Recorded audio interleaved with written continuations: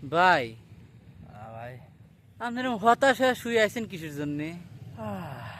আমি হতাশ হইয়া রয়েছি ও খেলা দেখে। আমি হতাশ, আমি খুবই হতাশ ও খেলা দেখে। মই খুবই হতাশ, এর লেগে মনের দুঃখে হইয়া রয়েছি। ভাই এখন যদি মনে করেন আপনার যদি বলা হয় ক্রিকেটার গুলি পারলে আপনি কি করবেন, আপনি কি করতেন? আমি ভাবছি ওই যে মিরপুর স্টেডিয়াম আছে না, ওই স্টেডিয়ামটা আমি লিজে নিমু। লিজে নেওয়ার পর ওখানে আমি ধান ক্ষেত করবো। ওই জায়গায় আমি ধান বুনবো। ধান বোনার পর পরে সবাই নেয় ওই জায়গায় কামলা দেওয়ামো, কামলা। সঠিক সিদ্ধান্ত। কারণ কি ভাই, কৃষি প্রধান দেশে ক্রিকেট খেলা আনছিল কিটা?